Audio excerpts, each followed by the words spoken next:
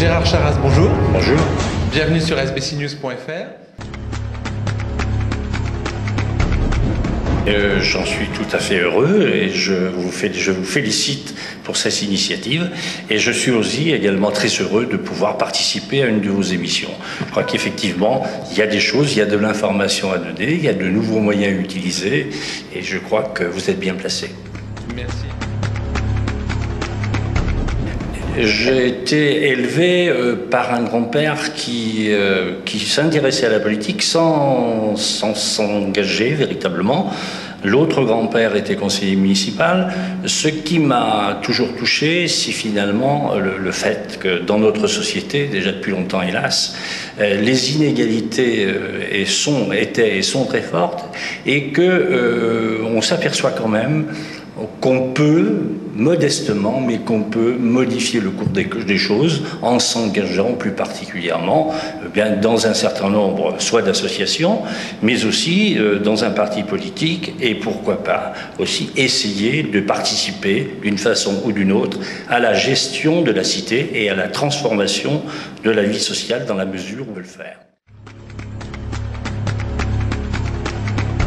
J'ai démissionné tout simplement parce que j'avais à choisir au bout d'un mois entre rester conseiller municipal d'opposition ou rester conseiller général de QC Sud. Si j'avais abandonné le poste de conseiller général, il y aurait eu une élection supplémentaire sur QC Sud. D'autre part, je dois dire que la façon dont M. Malhuret conduit les affaires de la ville, la façon, je dirais, quasi dictatoriale, où il laisse absolument peu de place ou pas de place à l'opposition et très peu de place aussi à sa propre majorité, fait que on se sent plutôt démuni dans l'opposition.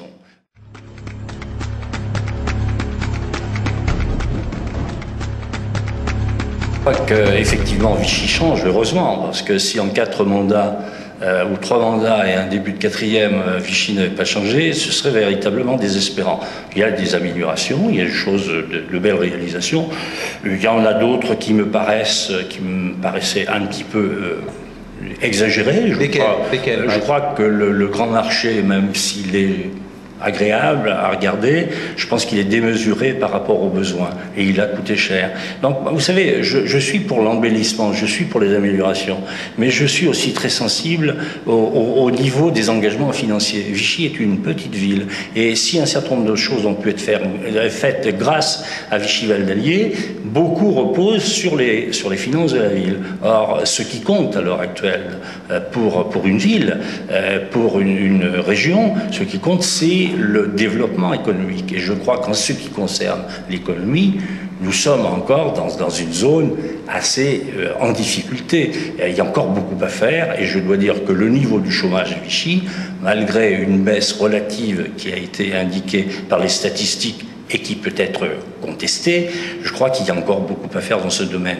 Alors certes, le développement économique, c'est du rôle de la communauté d'agglomération, mais la ville a aussi sa part dans la communauté d'agglomération, et puis il y a un problème qui reste fondamental, c'est les relations de la ville et de la compagnie fermière. C'est le devenir du domaine thermal qui est propriété de l'État et qui est affermé sans que ça rapporte grand-chose à l'État et à la ville de Vichy.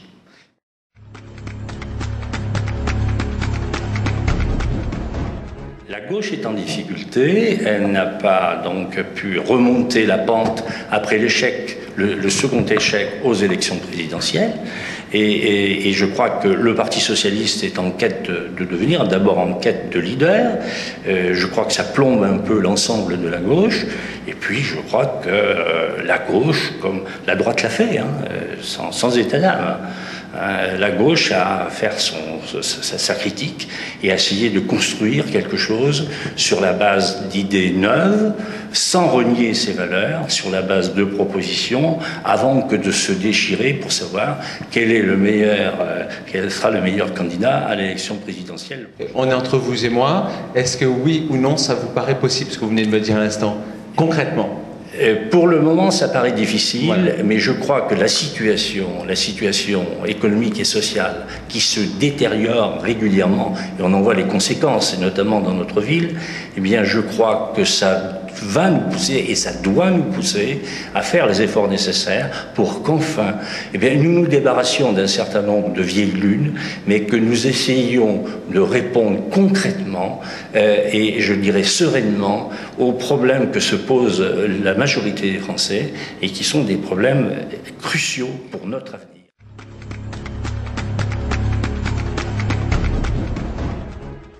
Rien de signé pour le moment. Il y a des études qui sont faites, elles demanderont encore quelques mois et peut-être quelques années, et puis il y aura des choix à faire.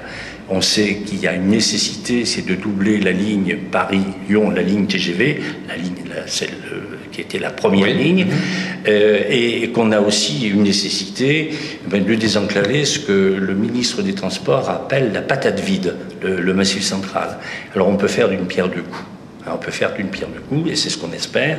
Et c'est ce pourquoi je me suis personnellement engagé aux côtés d'autres élus et aux côtés aussi de groupes politiques et aussi de groupes économiques, parce que je crois que c'est de notre intérêt.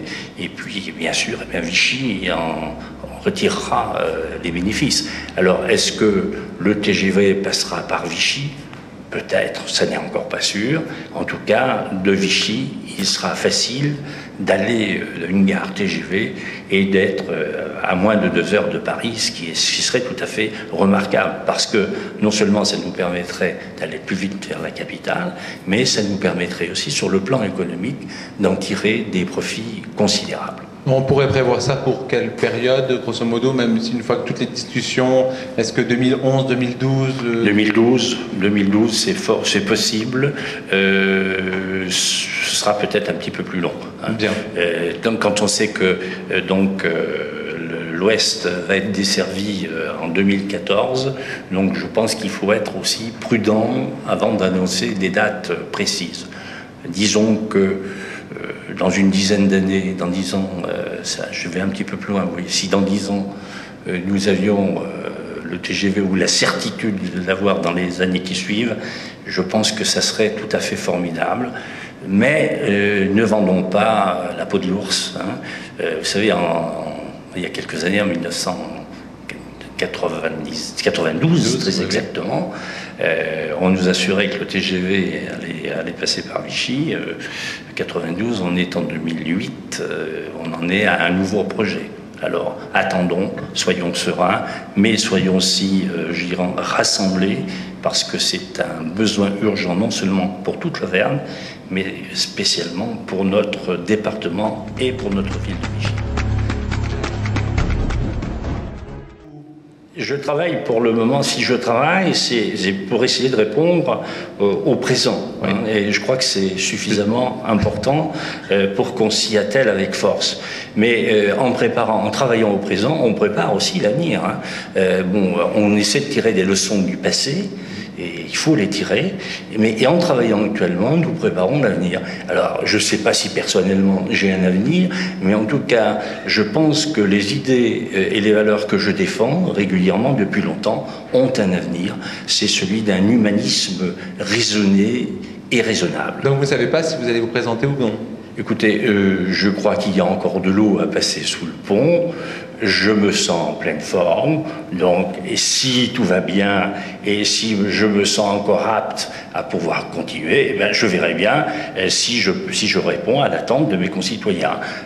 Après tout, vous savez, nul n'est prophète en son pays, nul n'est indispensable, mais tant qu'on a une envie de faire, eh bien, je crois qu'il faut aller jusqu'au bout de cette envie, et j'ai encore envie de faire. Gérard Charras, merci beaucoup. Merci.